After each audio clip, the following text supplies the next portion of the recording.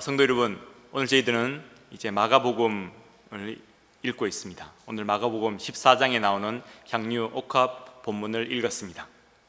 주님께서 예루살렘에 입성하신 마지막 한 주는 굉장히 바쁜 날들이었습니다. 주일은 입성의 날이라고 불리는데요, 예루살렘에 입성하시고 성전을 둘러보셨습니다. 그리고 월요일은 성전 청결의 날이라 불리웁니다. 예수님께서 성전에 가셔서 장사치들을 다 몰아내신 그 날입니다. 그리고 화요일은 변론의 날이라 불립니다. 예수님께서 다시 성전에 가니까 성전에서 화가 잔뜩 난 그 바리새인들과 유대인들이 예수님께 말싸움을 걸어왔습니다. 그들과 변론하신 날입니다. 3일 연속으로 성전에서 지내셨습니다. 그런데 그 다음날 수요일은 예수님께서 성전에 나가지 않으셨습니다. 원래 계시던 성박마을 베다니에 머무셨습니다. 그래서 수요일을 우리는 휴식의 날이라 그렇게 부르기도 합니다. 이날에는 아주 대조되는 두 사건이 있었습니다. 예수님의 제자였던 가룟 유다는 예수님을 은 30에 팔았습니다.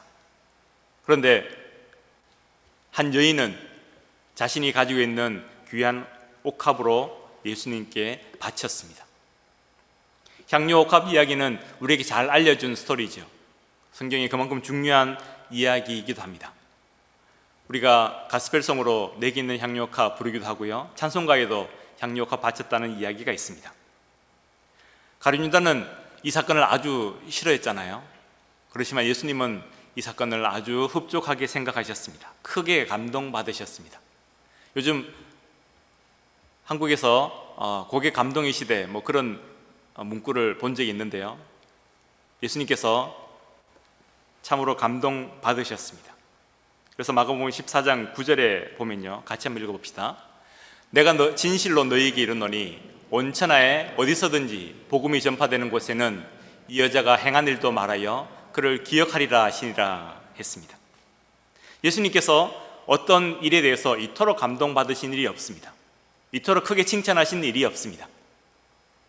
오늘 우리는 예수님께서 감동하신 이 향유 옥합에 대해서 한번 생각해 보려고 합니다. 우선 전체적인 그림을 다시 한번 그려보겠습니다. 향유를 부은 시기가 언제일까요? 네, 요한복음에 보면요, 유월절 엿새 전에 예수님께서 베다니에 도착하셨다고 나옵니다. 근데 오늘 읽은 마가복음에 보면 좀 더 자세하게 유월절 이틀 전에 잔치가 벌어졌다고 합니다. 유월절이 목요일입니다. 이틀 전이면 유월절이 금요일입니다. 이틀 전이면 목, 수 이렇게 되죠. 그 수요일입니다. 유월절 일주일 전에 예수님께서 베다니에 도착하셨고요, 이제 예루살렘에 입성하셨죠. 그리고 3일 뒤에 수요일에 만찬에 초대되셨습니다. 그러면 잔치집이 어디일까요? 잔치집은 누구네 집일까요? 네, 잔치집이 베다니에 있는데요, 예루살렘 동쪽에 감람산이 있잖아요. 그 감람산을 넘어가면 그 동쪽 기슭에 베다니가 있습니다.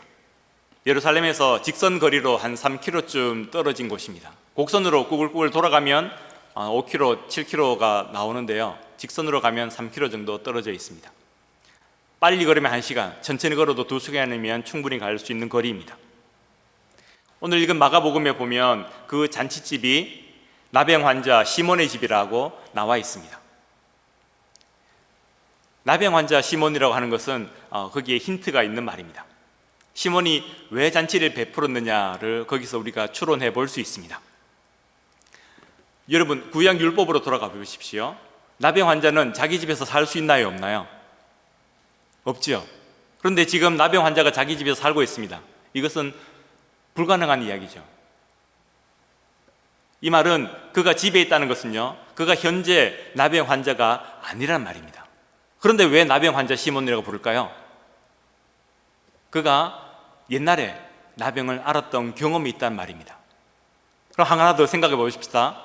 요즘은 나병을 쉽게 쉽게는 아니죠. 나병을 고칠 수 있는 병이라 얘기입니다. 고치지 못하더라도 약을 먹고 충분히 치료받을 수 있습니다. 그렇지만 2000년 전에는 그렇지 않았죠. 나병은 불치병이었습니다. 이 사람이 과거에 나병을 알았다면 현재도 나병을 앓고 있는 것이 당연한 이야기입니다. 그런데 과거에 알았다가 지금은 안 앓고 있다는 것이 무슨 말이겠습니까? 그가 나병을 앓다가 어떻게 나았을까요? 그렇죠. 예수님 외에는 다른 답이 없습니다. 그 당시에 무슨 특별한 약이 있었던 것도 아니고 무슨 물을 먹어서 나은 그런 것도 아닙니다. 예수님께서 그 사람을 고쳐주셨다고 밖에는 생각할 수 없습니다. 시몬의 집에서 마르다가 열심히 그 집에 잔치를 돕고 있잖아요. 마르다가 자기 집이 아니라 남의 집에 가서 일을 돕고 있습니다. 그만큼 서로 가까운 사이라는 이야기겠죠. 만찬에 참석한 사람들은 하나씩 생각해 보면요, 예수님과 아주 가까운 사람들입니다. 그 주인은 나병 환자 시몬입니다. 당시에 저주받은 불치병 환자였습니다. 그런데 예수님께서 고쳐주셔서 나았습니다. 그리고 나사로가 있습니다. 그는 원래 죽었던 사람입니다. 시체가 되어서 살이 썩고 있었는데 3일 만에 예수님께서 그를 무덤에서 불러내셨습니다.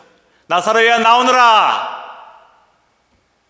그가 무덤에서 저벅저벅 걸어 나왔습니다. 이 사람들은 누구보다 예수님께 은혜를 풍성히 받은 사람들입니다. 예수님을 사랑하는 사람들입니다.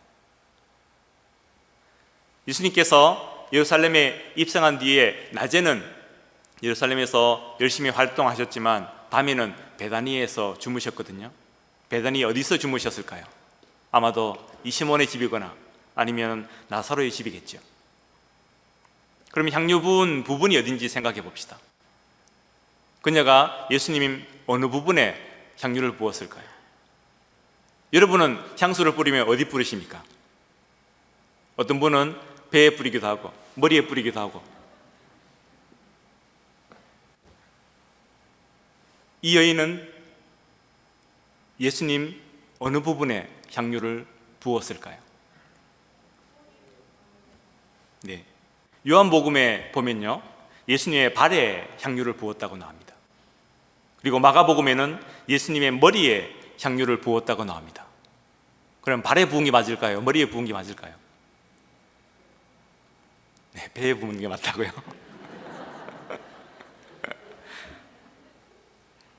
당시에는 비스듬하게 누워서 식사를 했잖아요.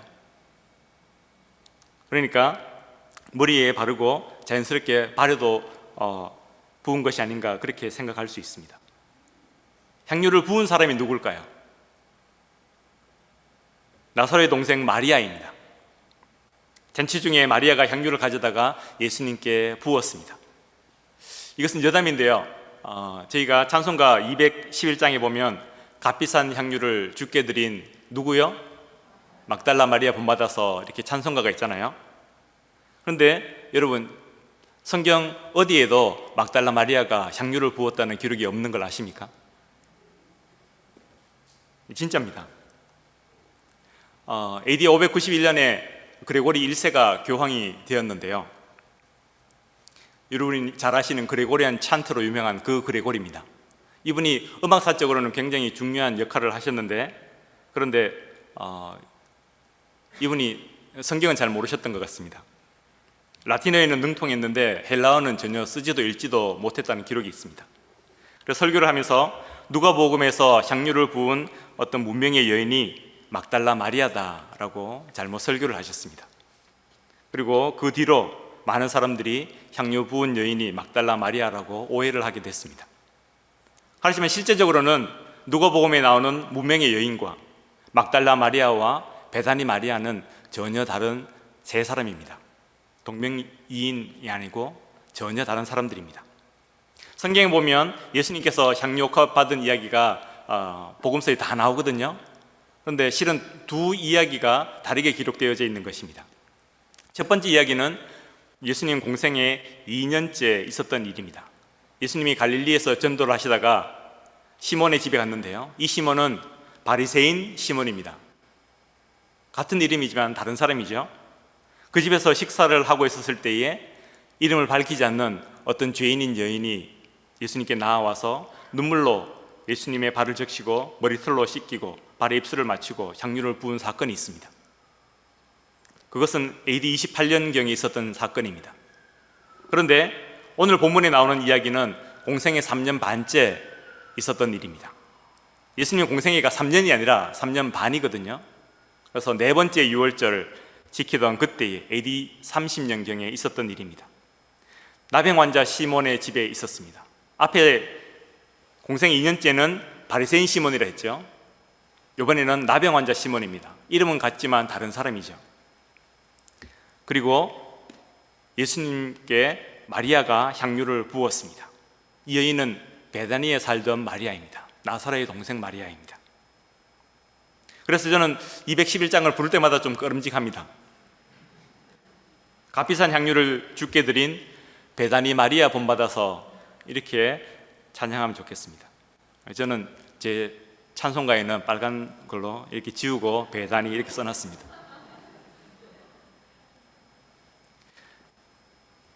가룟 유다는 향유를 붓는 장면을 보면서 굉장히 화가 났습니다. 이게 300다네리온짜리인데 이 비싼 물건을 낭비했다고 화를 냈습니다. 그렇지만 예수님은 이것을 기뻐하셨습니다. 마리아 편을 들어주셨습니다. 앞으로 복음이 전파되는 곳마다 이 사건을 기억하고 기념하게 될 것이라고 말씀하셨습니다. 왜 마리아는 그토록 소중한 향유컵을 깼을까요? 그리고 주님은 왜 이 여인 편을 들어주셨을까요? 오늘 그것에 대해서 한번 생각해 보려고 합니다. 첫째로 여인은 주님의 은혜에 깊이 감사했기 때문에 향유를 깼습니다. 마가복음 14장 3절 다시 한번 읽어보겠습니다. 예수께서 베다니 나병 환자 시몬의 집에서 식사하실 때에 한 여자가 매우 값진 향유 곧 순전한 나드 한 옥합을 가지고 와서 그 옥합을 깨뜨려 예수의 머리에 부으니 했습니다. 요한복음은 이 사건에 대해서 조금 더 자세하게 설명을 합니다. 요한복음 12장 1절 2절입니다. 시작.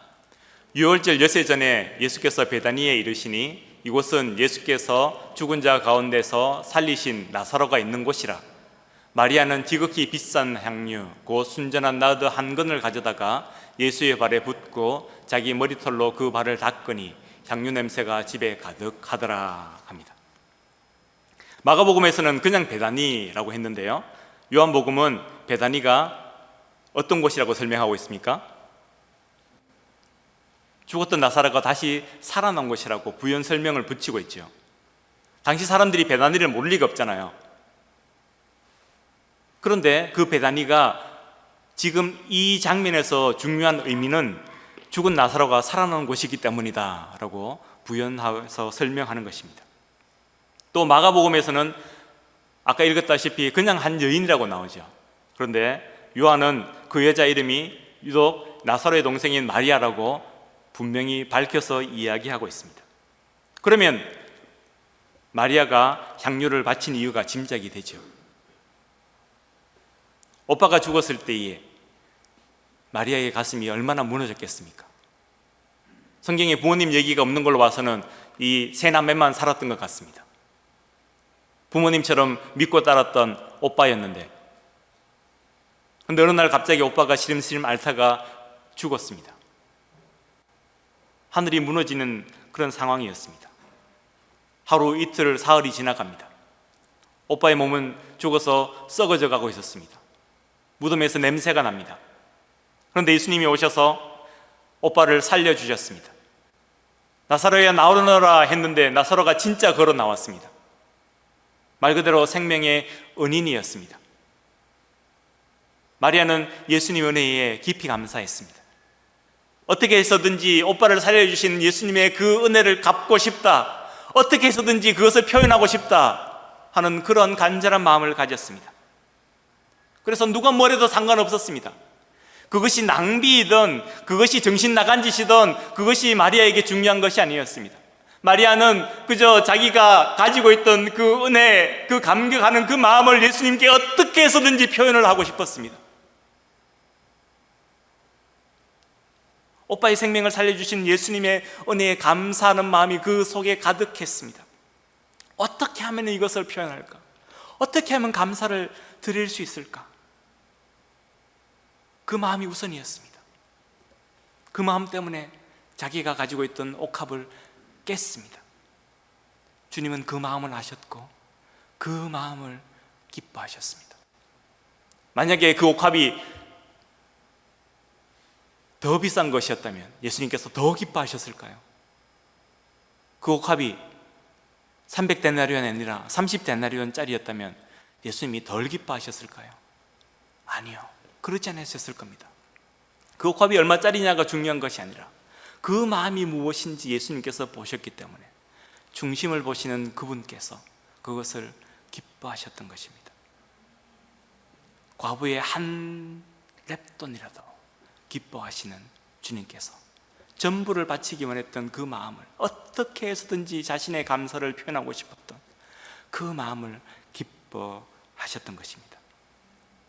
성도 여러분, 우리도 주님께 은혜를 받은 자들 아닙니까? 기본적으로 우리는 구원의 은혜를 받았습니다.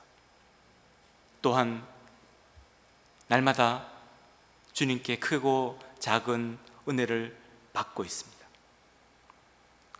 그 은혜에 대한 감동이 오늘 저녁에 저와 여러분에게 다시 샘솟는 밤이 되시기를 원합니다. 우리가 10년 전에 받았던 그 은혜 말고요, 작년에 받았던 그 은혜 말고요, 오늘 내가 받은 은혜가 우리 속에서 다시 한번 솟아나기 원합니다. 어느 순간 은혜 받았을 때는 참 기뻤는데, 좋았는데, 감사했는데 돌이키고 나면 사느라고 바빠서 잊어버리지는 않는지 돌아보기 원합니다. 그래서 오늘 밤에 이 말씀과 함께 주님의 은혜에 대한 감동과 감사가 우리 속에서 다시 솟아오르는 밤이 되시기를 축원합니다. 두 번째로, 이 여인은, 마리아는 자신의 가장 소중한 것을 드렸습니다.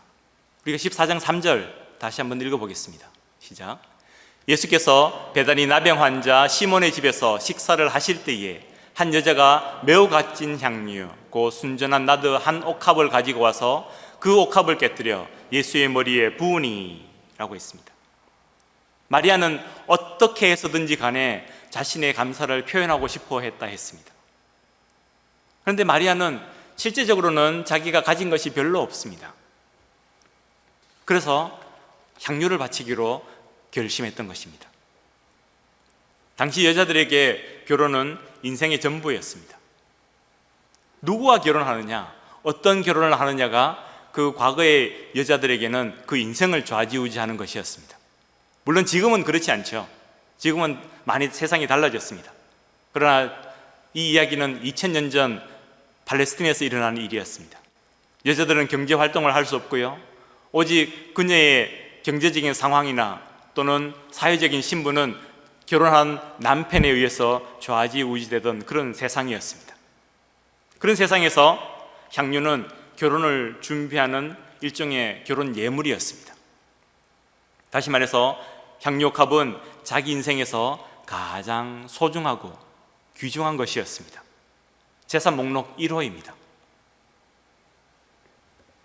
이 향유를 정확하게 표현하면 나드 향유인데요, 나드는 히말라야 산지에서 자생하고 있는 일종의 허브라고 합니다.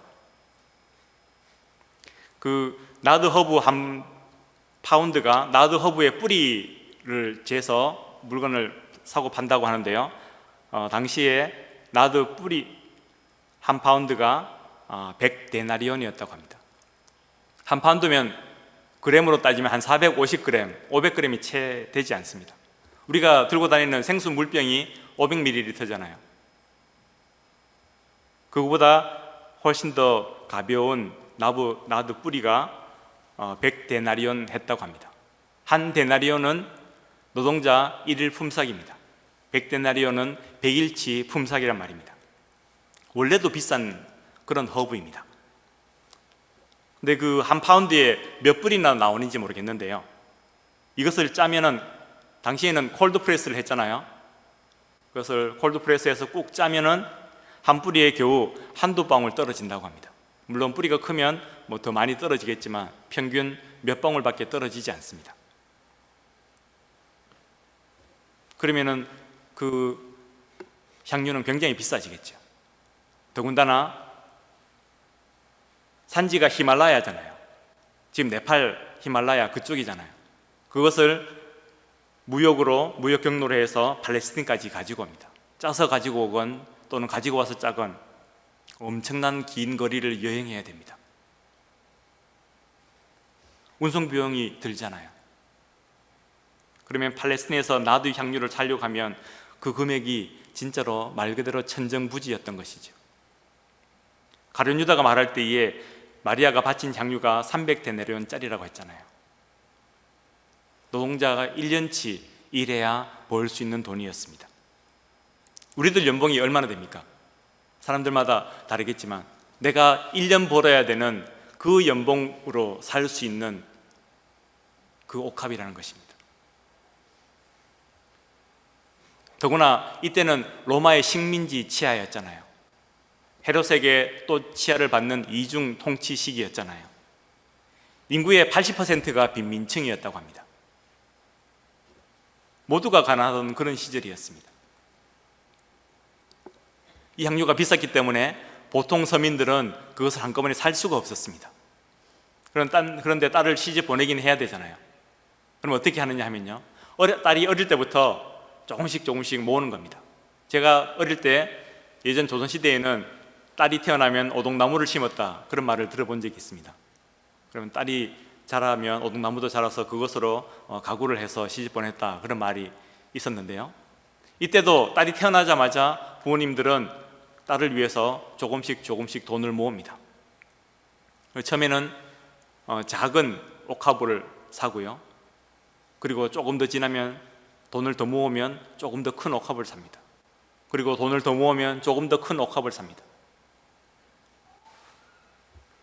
그래서 마리아는 당시에 300데나리온짜리 옥합을 가졌습니다. 아까 말씀드렸다시피 성경에는 그녀의 부모님 이야기가 없습니다. 오빠가 죽었다 살아났습니다. 그러면은 아마도 부모님이 죽기 전에 그녀를 위해서 이 옥합을 마련해 줬는지 모르겠습니다. 아니면은 오빠가 부모님 대신해서 그 옥합을 마련해 줬을 수도 있겠죠. 하여튼 마리아에게는 자기 평생 동안 모은 재산입니다.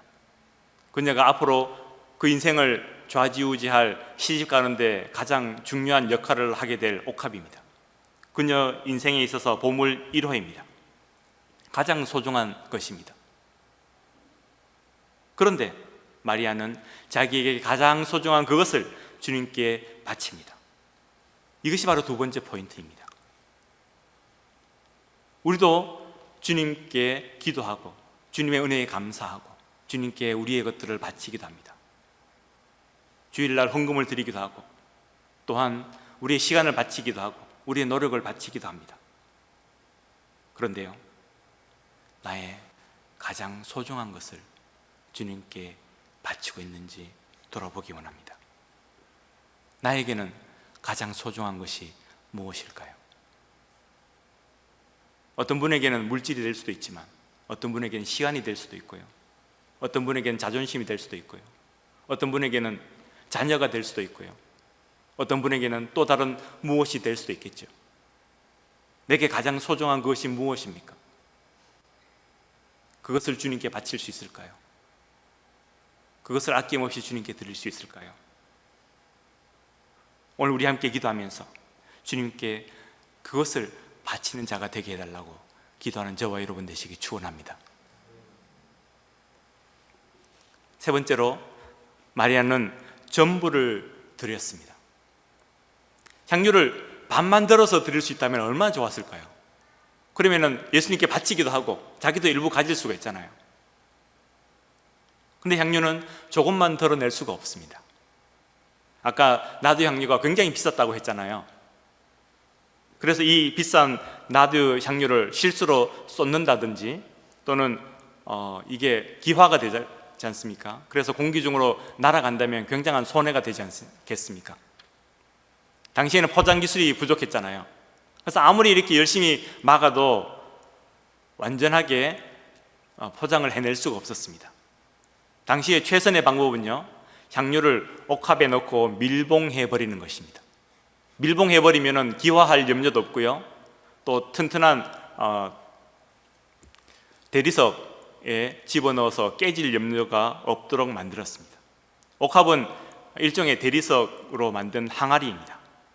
옥합이 밀봉되어져 있기 때문에 향유를 꺼내려면 그 밀봉을 뜯어야 하는데요, 그렇게 되면 그 항아리도 일부 깨지게 됩니다. 한번 열면 다시 닫아서 보관할 방법이 없습니다. 전부가 아니면 아무것도 아닌 all or nothing입니다. 이때 마리아는 전부를 드리는 쪽을 선택했습니다. 옥합을 깨뜨리고 그 전부를 예수님께 부어드렸습니다. 일부분의 헌신이 아니라 온전한 헌신이었습니다. 전부의 헌신이었습니다. 요즘 우리가 잘 쓰는 올인하는 것입니다. 주님은 그것을 아셨고요, 그것을 기뻐하셨습니다. 그래서 예수님께서 14장 8절에 말씀하셨던 것이죠. 같이 읽어봅시다. 저가 힘을 다하여 내 몸에 향유를 부어 내 장사를 미리 준비하였느니라. 마리아가 예수님께서 죽으시고 장사 지내게 된다는 사실을 알 턱이 없습니다. 그렇지 않습니까? 근데 여기서 그러면 포인트는 무엇입니까? 저가 힘을 다해서 내게 향유를 부었다는 것입니다. 힘을 다해서 부었다는 것이 무엇입니까? 그저 비싼 거 뜯었으니까 에이 하고 그냥 확 갖다 부었다는 것입니까? 힘을 다해 부었다는 것은 자신의 전부를 다해 바쳤고 최선을 다해서 헌신했다는 말이지 않겠습니까? 주님은 마리아의 그 모습을 기뻐하셨습니다. 그렇게 하는 것이 예수님의 장사를 준비하는 것이라 말씀하셨습니다. 주님은 우리들도 우리의 전부를 주님께 드리기 원합니다. 우리 마음을 드리기 원하십니까? 우리 마음 전부를 주님께 바치기 원합니다. 내 생각을 주님께 바치기 원합니까? 내 생각의 전부를 주님께 바치기 원합니다. 내 인생을 주님께 바치기 원하셨습니까? 우리 인생 전부를 주님께 바치는 저와 여러분 되시기 원합니다. 내 옛 생각을 버리겠다고 결심하셨습니까? 그러면 온전히 버리기 원합니다. 새 사람이 되기로 결심하셨습니까? 온전히 새 사람이 되려고 애쓰고 노력하는 저와 여러분 되시기 원합니다. 내게 무엇이 있습니까? 나는 어떤 생각을 가지고 있습니까? 나는 어떤 결단을 하였습니까? 내가 가진 모든 것을, 내가 가지고 있는 가장 소중한 그것을, 내가 결단한 그것을 오늘 밤 주님께 바치겠노라고 다시 헌신하는 저와 여러분 되시기 원합니다. 주님, 예전에 내가 이것을 헌신했었는데요, 주님, 예전에 이것을 내가 결단했었는데요, 지나다 보니까 주님 그러지 못했습니다. 주님 죄송해요. 주님, 다시 결심하기 원합니다. 제 마음 다시 주님께 바치기 원합니다. 제 생각을 다시 주님께 바치기 원합니다. 제 시간을 다시 주님께 바치기 원합니다. 하나님, 주님께 감사했다고 마음먹었던 그 감격 다시 주님께 바치기 원합니다. 조금도 주저없이 아낌없이 드리겠노라고 결단하고 결심하는 저와 여러분 되시기 원합니다. 우리 함께 최선을 다해서 온 힘을 다해서 주님께 드리는 자들이 되기 원합니다. 성도님들과 대화를 하다 보면 은혜를 사모하신다는 말씀을 자주 듣습니다. 우리가 오늘 수요예배에 나오신 여러분들 다 은혜 사모하며 나오시지 않았겠습니까? 오늘 우리가 기도할 때에도 찬양할 때에도 온 전신을 다해서 주님의 은혜를 간절히 사모하며 찬양하고 또한 기도 나누기 원합니다. 찬양팀 앞으로 나와주십시오. 오늘 기도할 때에 주님, 내 마음 열기 원합니다. 주님, 내 마음 주님께 바치기 원합니다. 주님, 이 기도의 시간도 주님께 온전히 바치기 원합니다. 주님, 그저 시간만 보냈다가 한 5분 앉아있다가 가는 그런 기도 되지 말게 하시고 온전히 주님을 만나는 기도 시간, 은혜의 기도 시간 되게 해주십시오. 이 시간 주님께 바칠 때에 주님께서 기뻐 받아주시옵소서. 함께 기도하는 마음으로 찬양하기 원합니다.